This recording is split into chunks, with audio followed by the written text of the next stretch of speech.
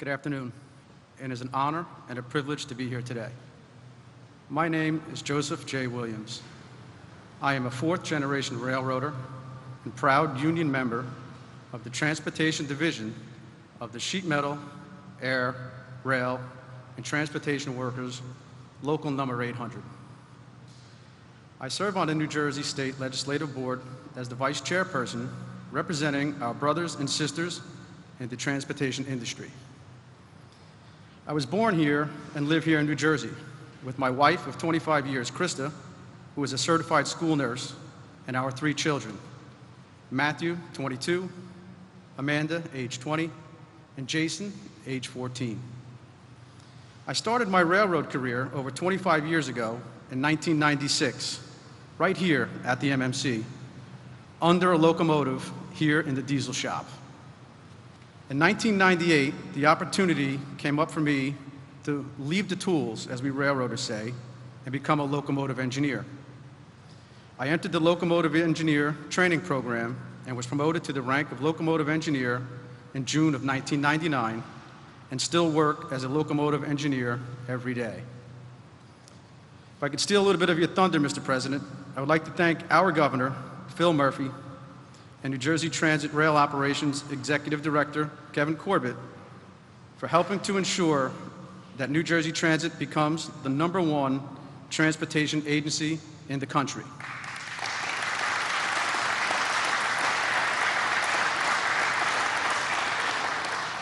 I would also be remiss if I didn't thank my Congressman, Tom Malinowski, for his role in the Bipartisan Infrastructure Bill.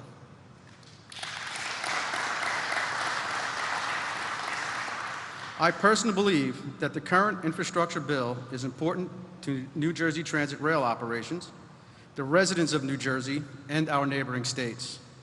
The funding would rebuild and modernize our aging transportation network. The rehabilitation of our system will help to preserve and create new railroad jobs. Thank you, President Biden.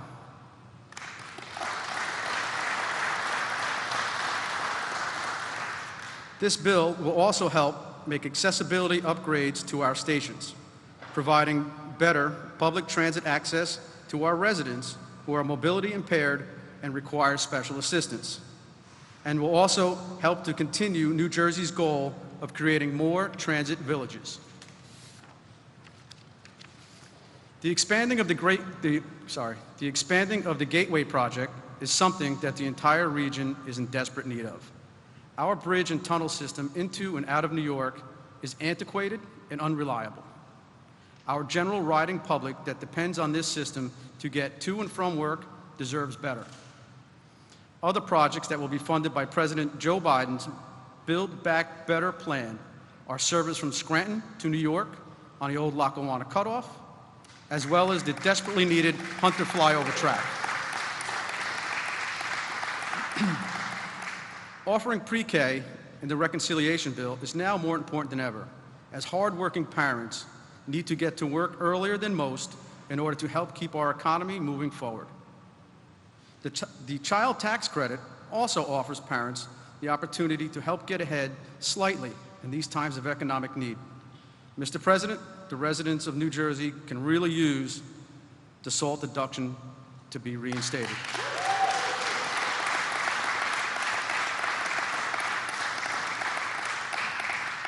Lastly, Mr. President, we feel that the Paid Family Medical Leave Act is vital to help working families secure a place in the workforce in their time of need, to care for a sick child, spouse, or family member without having to worry about losing pay or if their job will still be there because of having to render bona fide assistance to a family member, or if the unfortunate circumstance arrives that they themselves need medical assistance.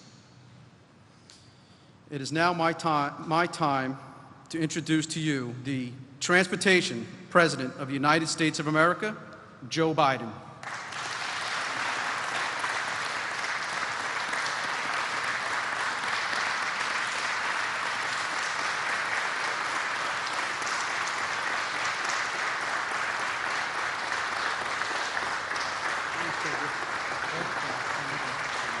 Thank you. Hello, New Jersey.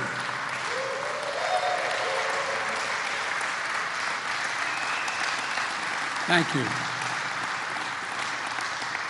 Lieutenant Commander Becky Terrell. Well, Governor Murphy, so many of the national challenges we're confronting are areas where you're already leading, and that's not hyperbole. Whether it's making health care or preschool or college more affordable, providing paid family leave, replacing lead in pipes and protecting public health. So thanks for showing the way, pal. Thanks for showing the way. It's also good to meet my old friend, a lot of my friends in Congress, but Bill, you and I have been doing this a long time, pal. Thanks for the passport back in New Jersey in your district. And Josh Gottheimer has been the best go-between I've had trying to get all this done, whether it's the Build Back Better portion or the infrastructure portion. And Tom Malinowski's done a hell of a job, and Don Payne and Frank Pallone. I keep telling Frank, I remind him, we've been doing things together a long time. I know Delaware's small. I know how important New Jersey is. But Delaware owns the Delaware River up to the high water mark in New Jersey. So you know what I mean? And one of my favorite members of Congress who I campaigned for, and she won in spite of it, Mikey Sherrill, Lieutenant Commander of the United States Navy, naval graduate, Georgetown Law, incredible person. And I want to acknowledge both Senator Booker and Menendez, who represent you so well in Washington. They're down there trying to get this all moving. I'm here today to talk about what's fundamentally at stake for the families of New Jersey, the whole region here, and for our country. For most of the 20th century, we led the world by a significant margin, not just led the world by a significant margin, because we invested in ourselves, we invested in our people. Not only in our roads and our highways and our bridges, but in our people, in our families. We're among the first to provide access to free education, 12 years of free education for anyone who is an American, beginning back in the late 1800s and the early 1900s. And that decision to invest in our children and our families was a major part why we were able to lead the world for so much of the 20th century. But somewhere along the way, we took our eyes off the ball. Our infrastructure used to be the best in the world, not hyperbole, the best in the world. Today, according to the World Economic Forum, we rank 13th in the world. 12 other nations have superior infrastructure to us, and China has trains that go 230 miles an hour for long distances, and we got money to do that back in the administration of Barack Obama and Joe Biden, and you had a Republican governor who didn't want it, didn't want any parts of it. We used to lead the world in educational achievement. Now the Organization for Economic Cooperation and Development ranks America 35 out of 37 countries when it comes to investing in early childhood education and care. 35 out of 37. We cannot be competitive in the 21st century global economy if we continue to slide. My wife, who's a community college professor, says, any nation that out-educates us will out-compete us. Say it again, any nation that out-educates us will out-compete us. And that's a fact. That's why I resolve that we have to once again build America from the bottom up and the middle out. I've never seen a time in American history when the middle class did well, the wealthy didn't do very well. But I'm tired of trickle down. Trickle down hadn't worked so much for the last 15 years for working class and middle class folks.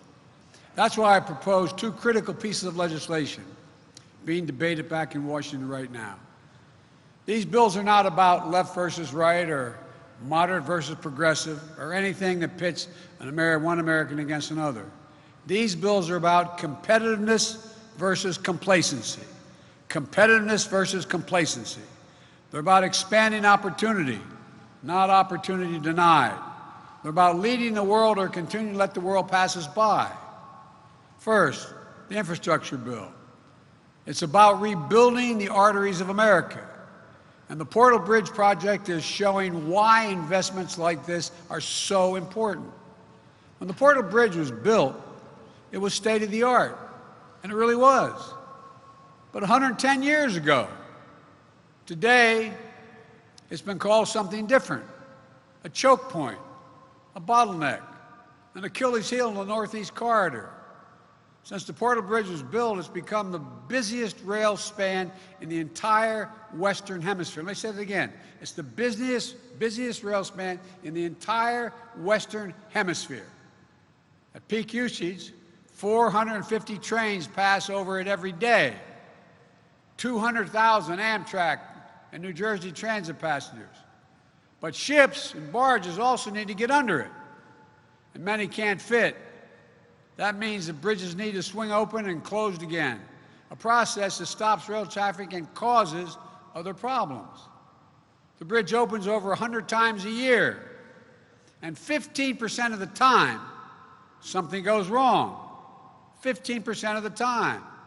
For example, if the rails don't lock back in place exactly right, the bridge closes. And sometimes, you know what fixes it? In the 21st century, a sledgehammer. Come out with a sledgehammer and align the tracks. Literally a sledgehammer to knock it back into place in the year 2021. One report a couple years ago found that the Portal Bridge was particularly responsible for 2,000 hours of delays between 2014 and 2018. Know the little expression, time is money. As one computer said, if you're on the train and they say Portal Bridge, you know you better make other plans. Aging infrastructure like this is more than an inconvenience or a nuisance. It's an impediment to America's global competitiveness. We're in a worldwide race. Things have changed. Take a look. That's why what's happening right now is so important. Today, we're moving forward on a new bridge that will be higher over the water, so it won't need to open and close, allow us to increase speed, safety, and efficiency, and capacity. This is going to make life a lot better for New Jersey's commuters. It's also going to create nearly 8,000 construction jobs in this area alone, this area's workers. 8,000. Union jobs. Union. It was pointed out to me not long ago that I said I'm a union president, that I apparently used, someone calculated, I used the word union more than the last 7 presidents combined. Because guess what? It's a decent wage. It's about to make rail transportation, which is a cleaner, greener way to travel, the better choice for a lot of New Jersey residents, but not just New Jersey, everybody up and down the East Coast. If I can pause for a second, I apologize because some have heard this. I commuted every single day, 263 miles a day on Amtrak from the time I got elected United States Senator. As a matter of fact, when I was vice president, I used to like to take the train home because my mom was very sick and dying, and I'd come home every weekend to make sure I'd take the train home. And the Secret Service, and I'm not criticizing them, legitimately would rather me fly because it's safer, because too many people can get on and off, et cetera. I'm getting on one Friday, and then one of the senior guys on Amtrak, Angelo Negri, I got to know all the conductors really well. They became my friends. I mean, really, my genuine friends. I'd have them at my home at Christmas and during the summer. And Ange walks up to me and goes, "Joey, baby," grabs my cheek, and I thought the Secret Service was going to blow his head off. I said, I swear to God, true story. I said, no, he's a friend. I said, "What's up, Ange?" He said, "Joey, I read in the paper, you travel 1,200,000 miles on Air Force planes," because they keep meticulous tabs of it.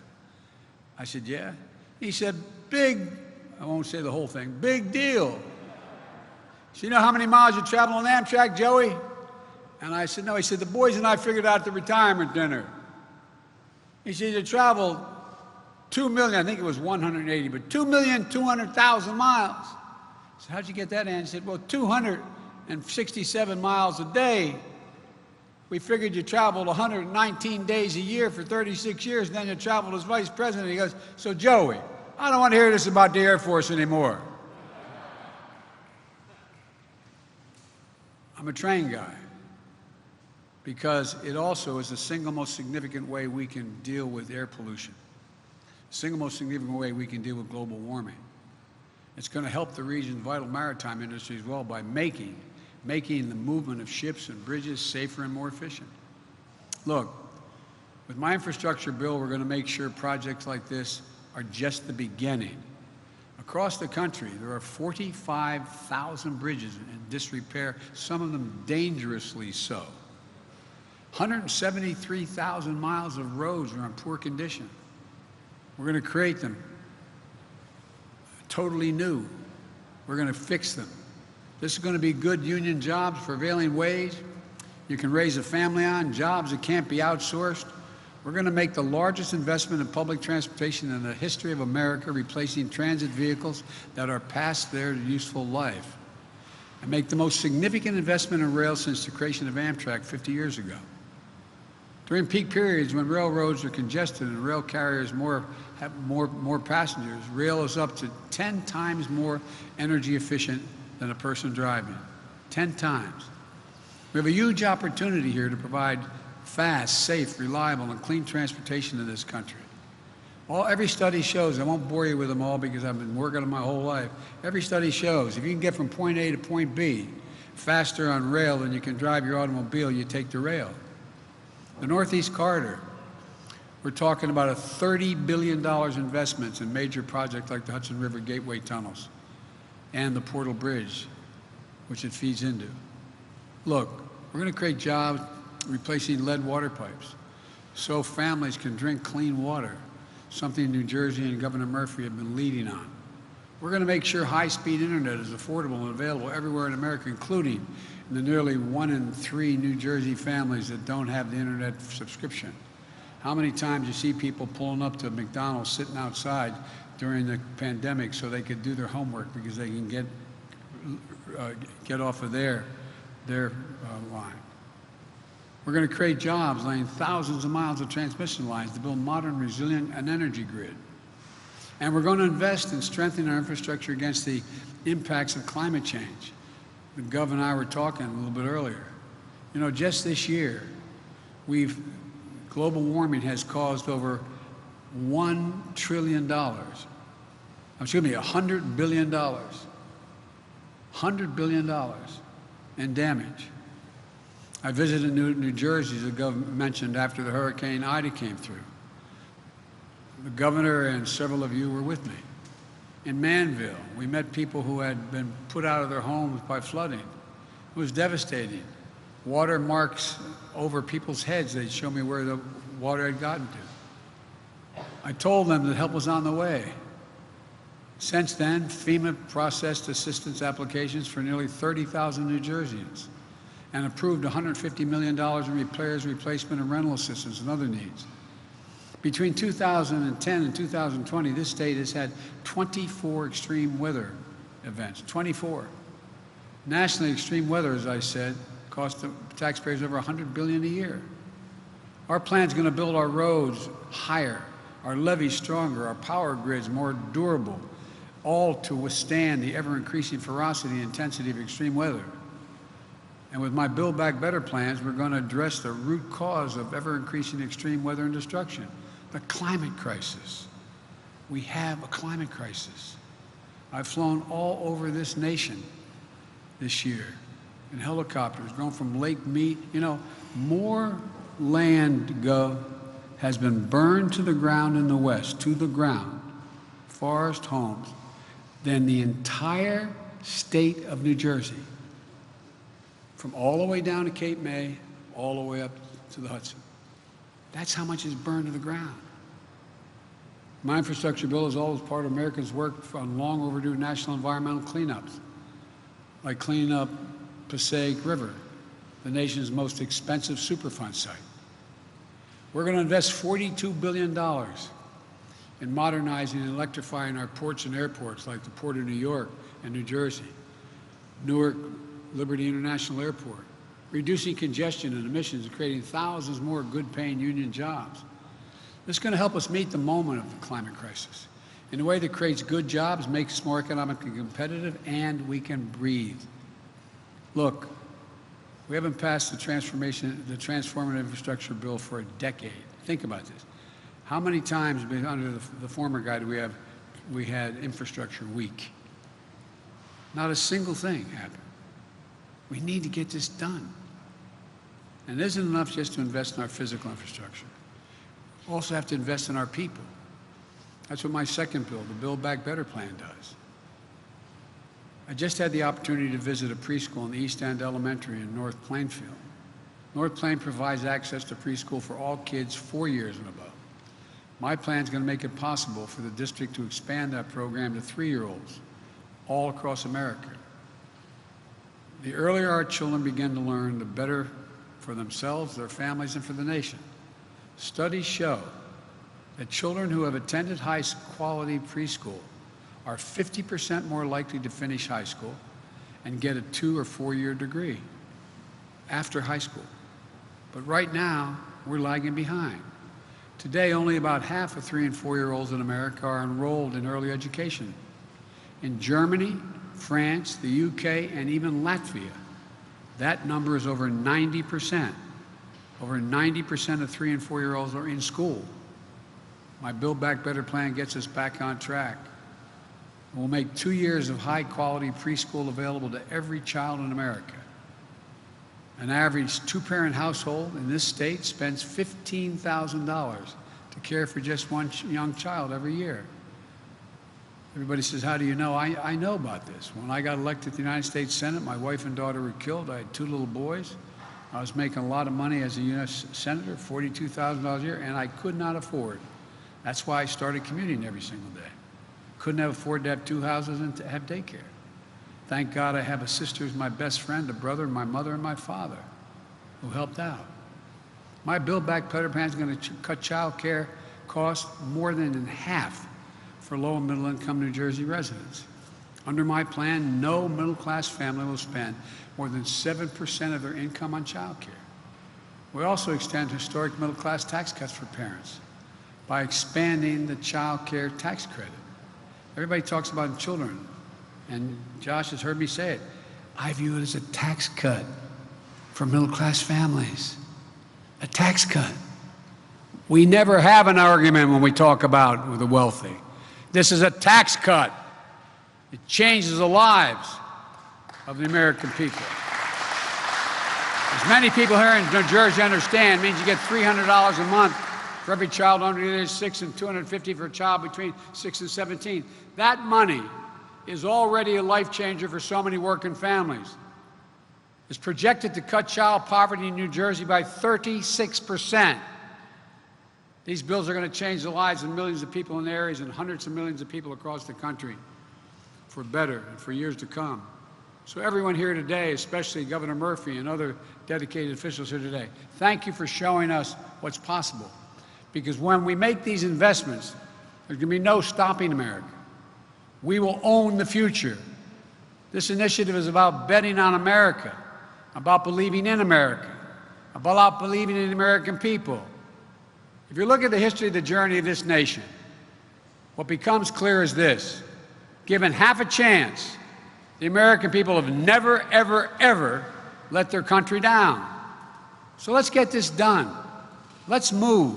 Folks, we have the most talented workforce in the world. What are we doing?